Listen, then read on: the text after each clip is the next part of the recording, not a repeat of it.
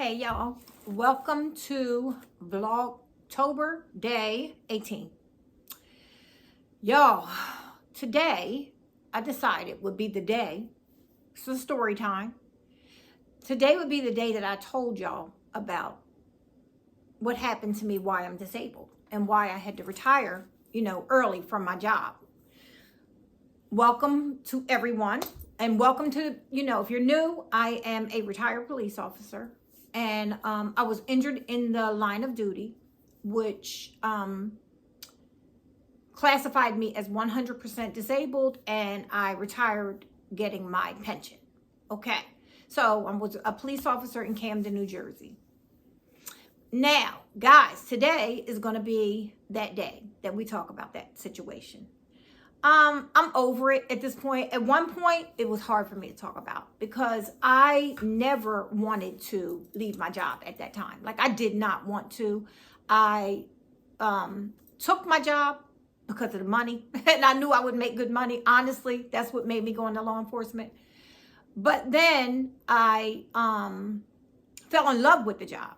I loved it. I loved the fact that I could go to work and make a difference every day. And I know that sounds cliche, but I'm telling you, you can do that. You have the ability to alter somebody's day, somebody's week, somebody's month, somebody's year, somebody's life. In doing that, it makes you feel good, Sometimes bad, because you can't help yourself. You got to do what you got to do. But for the most part, I found every day that I went to work, I was able to do something to help somebody, So anyway, getting back on that situation, the day that the incident happened, I went to work. I was on day work, and it was going to be my last day for that work week. And then I was going on vacation. Oh no, I had to come back for 2 days, and then I would be on vacation for 2 weeks, right? So, but I get in between the way I worked 4 days on, 3 days off, 10-hour shifts. So it was my last day. I got called for a report of a sexual assault at a nursing home.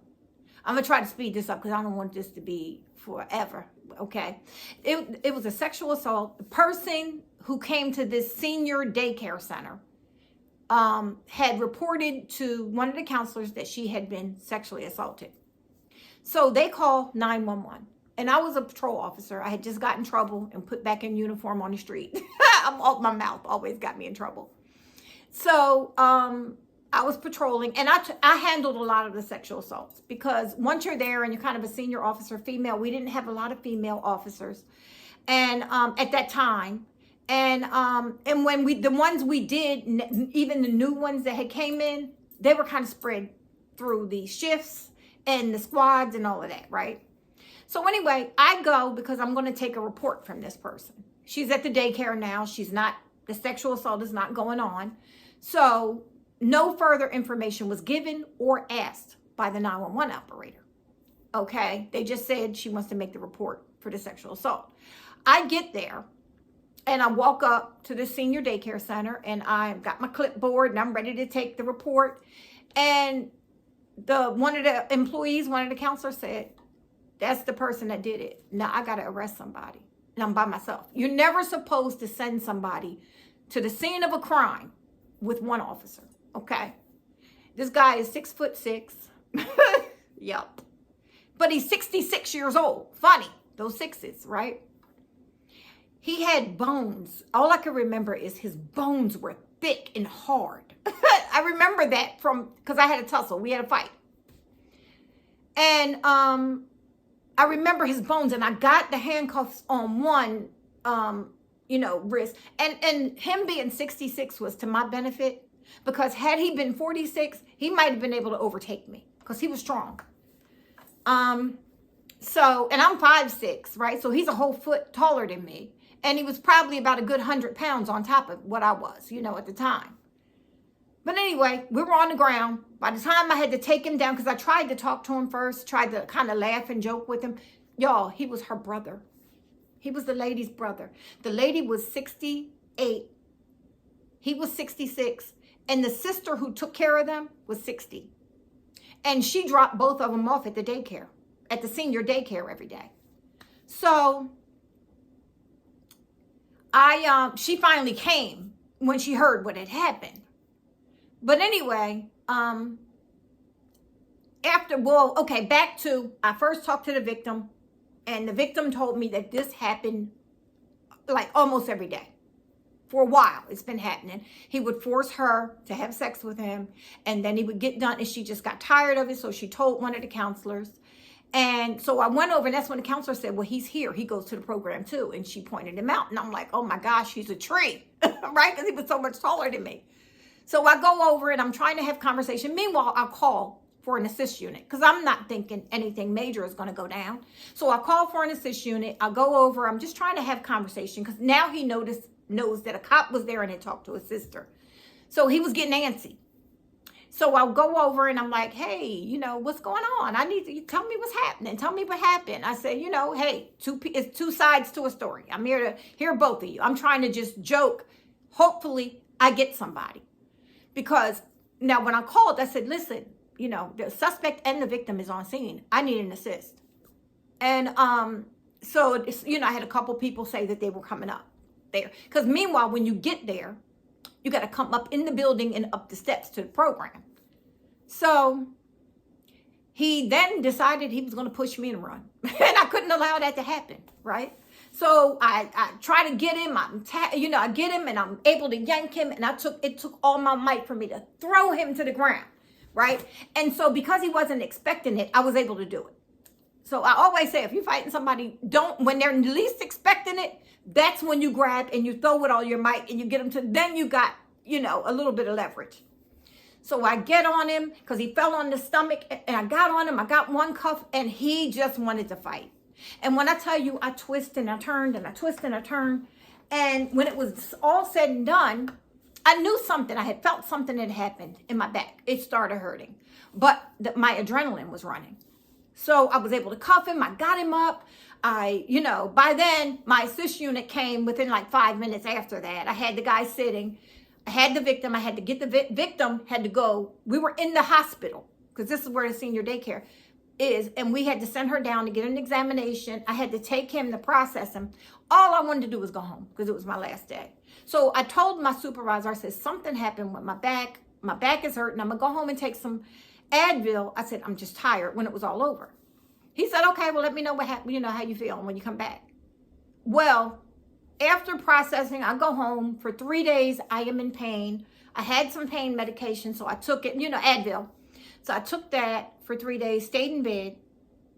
So that 3 days later, I go back to work. And I'm like, I'm in pain. I'm going to have to tell them when I get to work. So I put on my uniform, big old belt, duty belt and everything. And on my way there, it was over. My legs gave out. I'm driving down a highway and my legs would not work, y'all. They wouldn't work. So I get off the hospital. The Cooper Hospital University Medical Center is a trauma center in Camden. And I was able to get off the highway and get there, but I couldn't get out the car to walk in. So I flagged one of the security guards. They got a wheelchair and one of them parked my car for me. And I went in. Y'all, they treated me like crap. I sat there for about an hour and a half before they could get somebody from the police department to come take my weapon, before they would even see me. I kept saying, I am burning, I'm burning. Now, I was diagnosed later with Claudia Aquinas syndrome. It is very rare. It is when your spinal cord at a certain level, so it's like in your S1, L4, L5 area, L5, L4, going up. And when there's a compression, and so my disc, one of the discs in that area in L5 popped out and it crushed my spinal cord. So meanwhile, like my doctor explained, if you take a rubber band and you put it on your finger and it's tight and you leave it tight on your finger for 36 hours, you're going to have to lose that finger because the blood is not getting there. It is, you know what I mean? The finger's gone, right? Well, that's what happened with my spinal cord. So, but I was misdiagnosed that day. They told me nothing's wrong. You go. I couldn't walk. My daughter and my sister had came to the hospital, and they helped me. I had to go to my daughter's house that night. It took me 36 hours to get a doctor to listen to me. When the doctor realized what was wrong, they had to send me back to the original trauma center because they had all my blood work, my MRI was there, everything. When the doctor who did my surgery, who was the head doctor for the hospital, soon as he saw the MRI, he knew what it was. And so anyway, he gave the original doctor that I had the first night, they fired him. And so then a lawsuit ensued. Of course, you know I did that because I was like, you took my whole life from me. It took me 2 years to finally say I was going to quit. I mean, I was going to retire. I fought for 2 years to be able to be a cop again because I loved it. I went through all kinds of physical therapy. I eventually got on a walker. It might have been about 6 months in. I was able to get around by myself comfortably on a walker. I had physical therapy. Occupational therapists came to my house, and a nurse at first for the first 2 months because they had to check my wounds, and it just, seemed like it was taking forever to heal. And then the occupational therapist and the physical therapist came for about 6 months, and then I would started going to therapy. After I was able to do that, they would pick me up and take me. But it took me 2 years to be able to say I can walk out the door, get in my car and drive, and go and do something by myself and come home. Because after that, I was able to walk with a cane, but I was scared to really go by myself somewhere. But yeah, so I go in when the city called and they said, listen, you're going to have to you're going to have to retire. We've been holding your spot for 2 years. And I said, give me a chance. Just please give me a chance. I'm doing much better. So I go to my doctor and I said, I think I could do it. I think I could do it. He was like, you can't. Trust me, you can't. You can't even run. I said, well, they'll put me in a lighter position until I can get myself, because I'm doing good. I'm doing good. He says, okay. And he signs. Y'all, I lasted 4 hours the first day back at work. And I went to my sergeant and I said, I can't do it.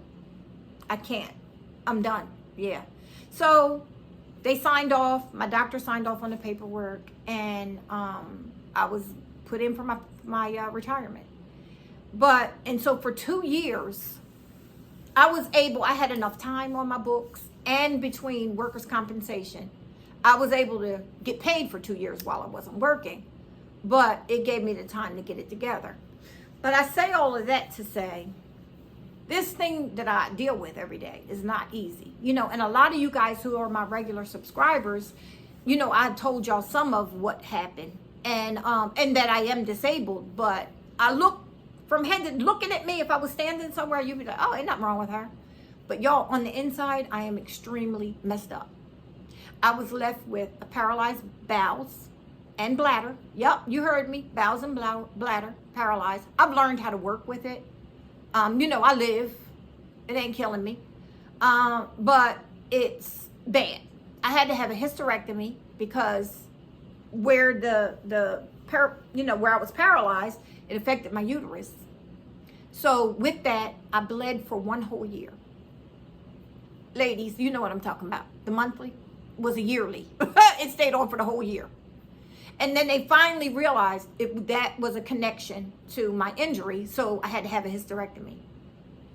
And because they kept trying to figure out what it was. Meanwhile, when I go to have the surgery, I only got half the blood in my body, so I had to put it off for 2 weeks and take iron pills to build my blood back up.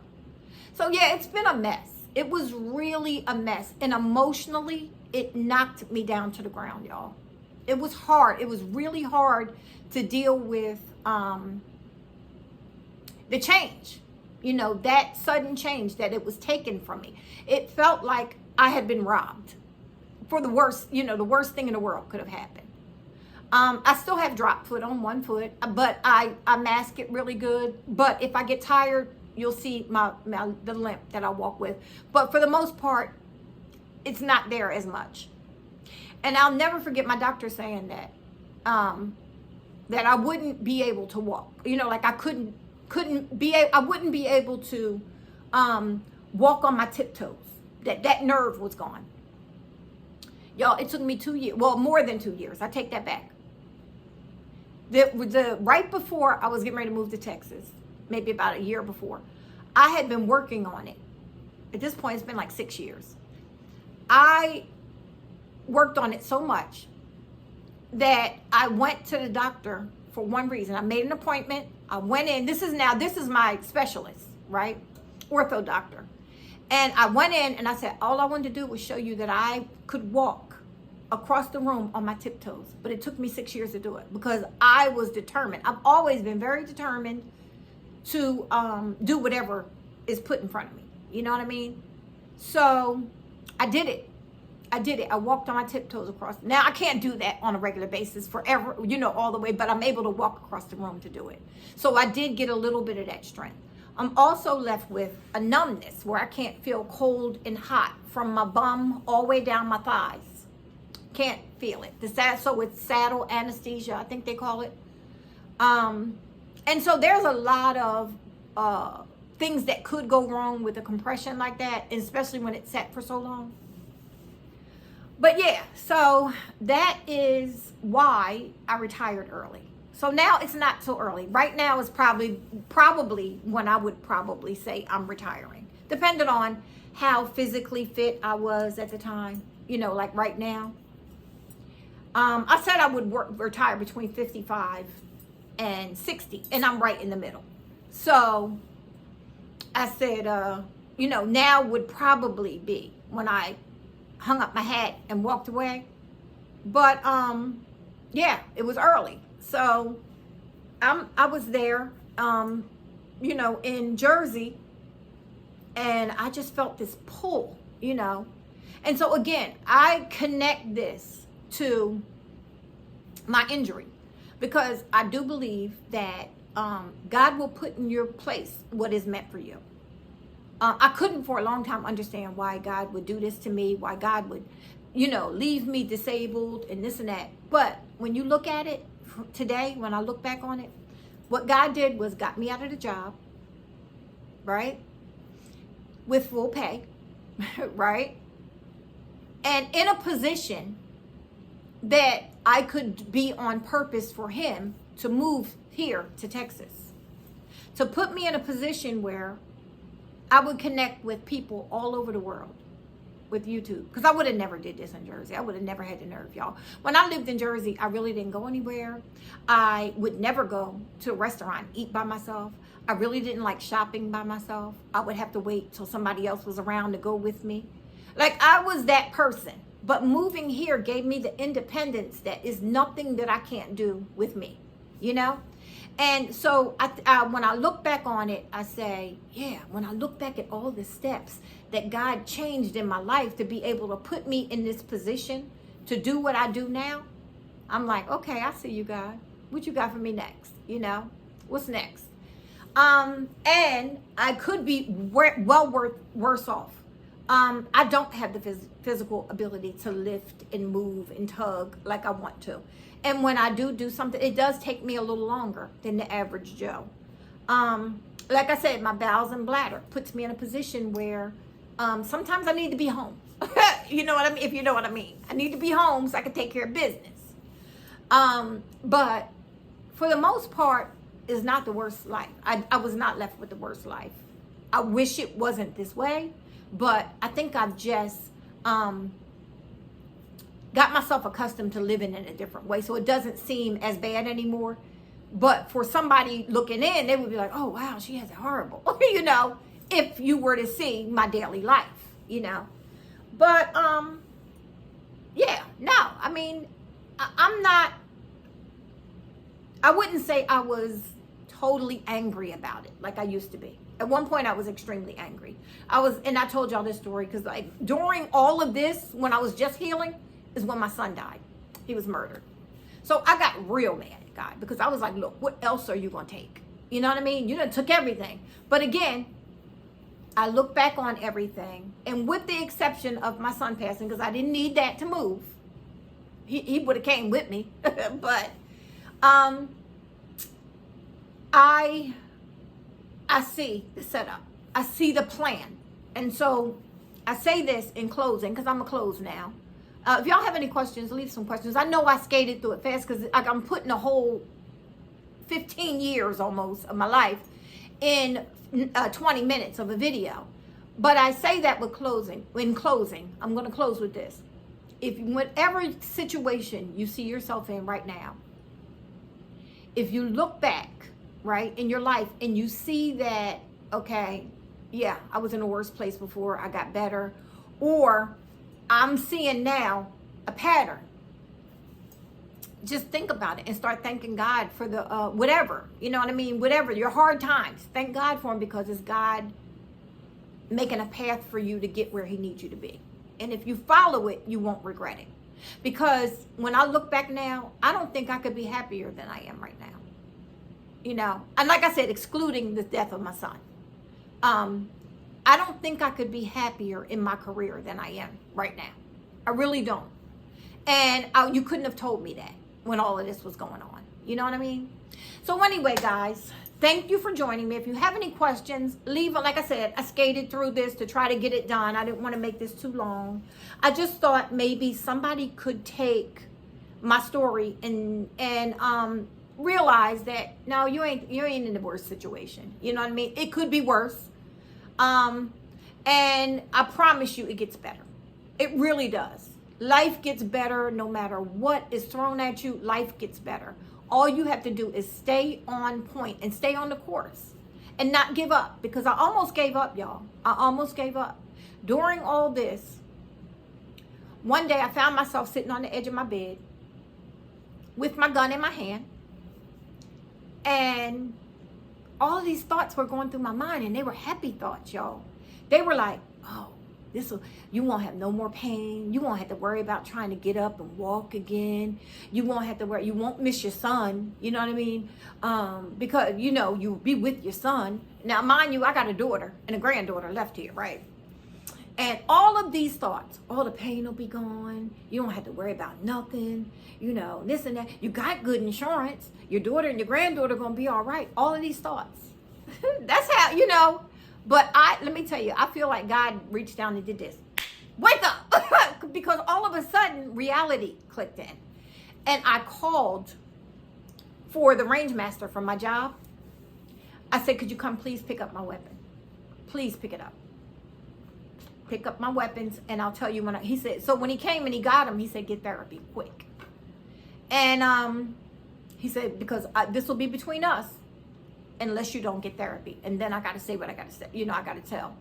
But I did, and I got better. And that's why I know if I could get through that, all of that going on at one time, you could get through whatever it is you're going through. I promise you. But anyway, y'all, thanks a lot for watching. Again, this might have been a little heavy, you know, than my, you know, rather than, I mean, you know, I know you guys are used to my upbeat self. But again, it's not sad. I am good. And I pray that you are too.